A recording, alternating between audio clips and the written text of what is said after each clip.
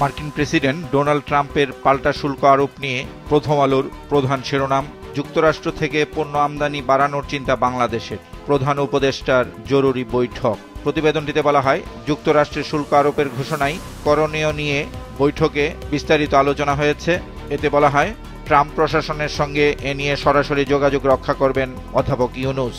বাণিজ্য উপদেষ্টা শেখ বশিরউদ্দিনের উদ্ধৃতি দিয়ে প্রতিবেদনটিতে বলা হয়েছে, যুক্তরাষ্ট্রের সঙ্গে বাণিজ্য বৃদ্ধির মাধ্যমে বাণিজ্য ঘাটতি কমিয়ে আনার পদক্ষেপ নেওয়া হবে। আর ট্রাম্প প্রশাসনের শুল্ক বৃদ্ধির সিদ্ধান্ত বাংলাদেশের জন্য বড় সম্ভাবনার দুয়ারও খুলতে পারে।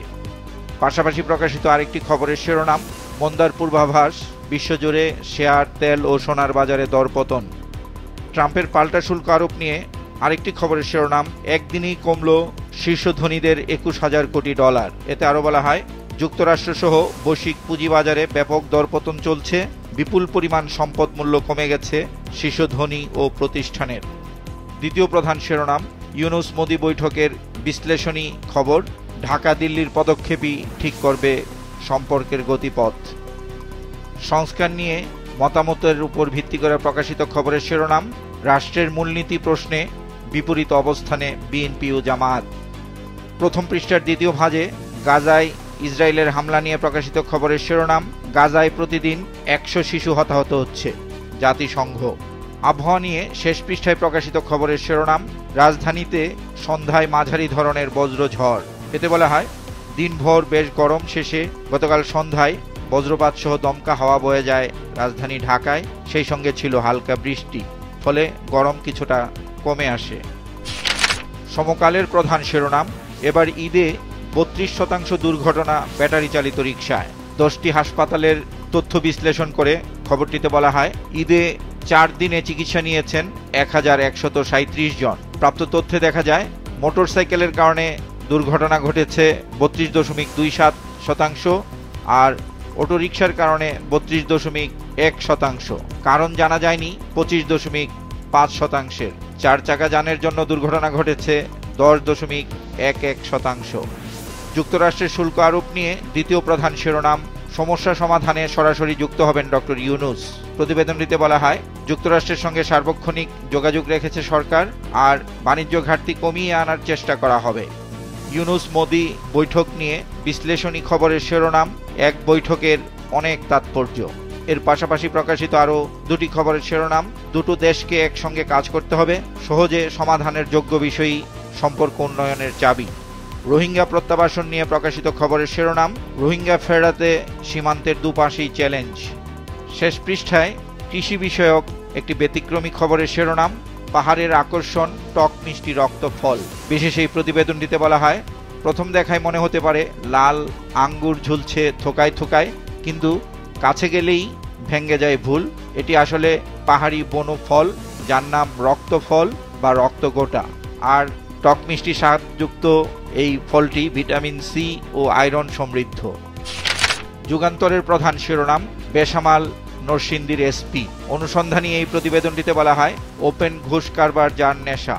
এতে আরও বলা হয়, হোয়াটসঅ্যাপ মেসেজে 2 লাখ টুমোরো লিখে অধীনস্থদের কাছ থেকে ঘুষ নিচ্ছেন এসপি আব্দুল হান্নান।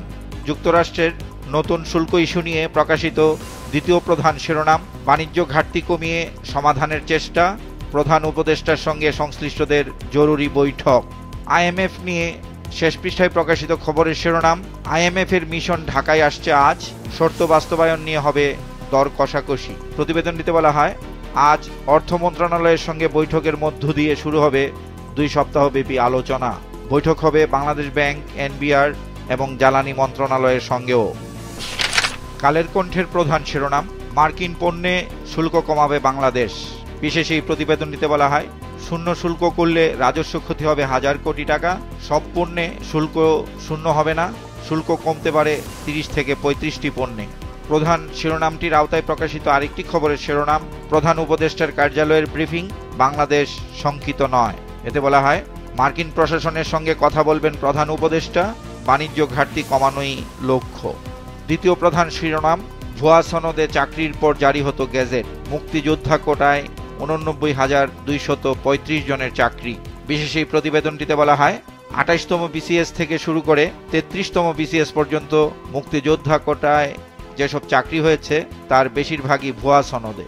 মুক্তিযুদ্ধ বিষয়ক সচিবের উদ্ধৃতি দিয়ে খবরটিতে বলা হয়, যাচাই বাছাইয়ের পর ব্যবস্থা নেওয়া হবে। শেষ পৃষ্ঠায় প্রকাশিত আরেকটি বিশেষ খবরের শিরোনাম, খরতাপে ব্লাস্টের ঝুঁকিতে 18 জেলার বোরো ধান।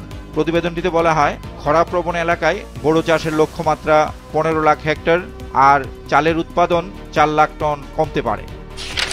আজকের পত্রিকার প্রধান শিরোনাম, অস্ত্রগুলির বয়ানে গোজামিল, জুলাই আগস্টের মামলা।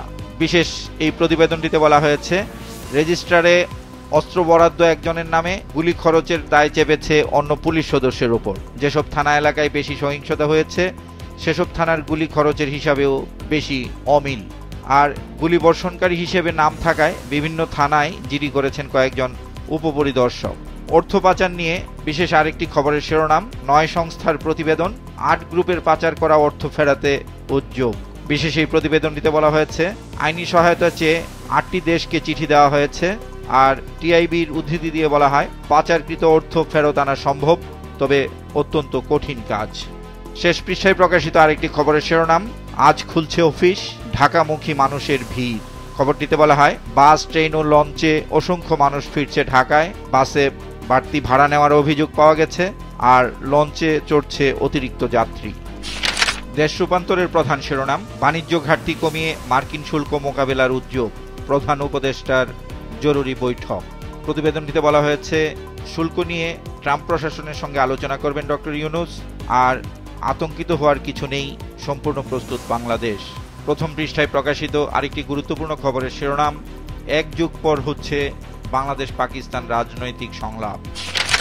অর্থ পাচার নিয়ে কাল বেলার প্রধান শিরোনাম, সরকারি চাকরিজীবীদের দ্বৈত নাগরিকত্ব কৌশল। এতে বলা হয়, দ্বৈত নাগরিকত্ব থাকা সরকারি কর্মকর্তাদের তথ্য চেয়ে 4 দপ্তরে চিঠি পাঠিয়েছে দুর্নীতি দমন কমিশন। আর বিভিন্ন সরকারি দপ্তরে কর্মরত 1000 দ্বৈত নাগরিক শনাক্ত হয়েছে ইতিমধ্যে। বাংলাদেশ প্রতিদিনের প্রধান শিরোনাম, মার্কিন পণ্যে কমছে শুল্ক, প্রধান উপদেষ্টার জরুরি বৈঠক। প্রতিবেদনটিতে বলা হয়, শূন্য শুল্ক করলে রাজস্ব ক্ষতি হবে 1000 কোটি, সব পণ্যে শূন্য শুল্ক আরোপ হবে না।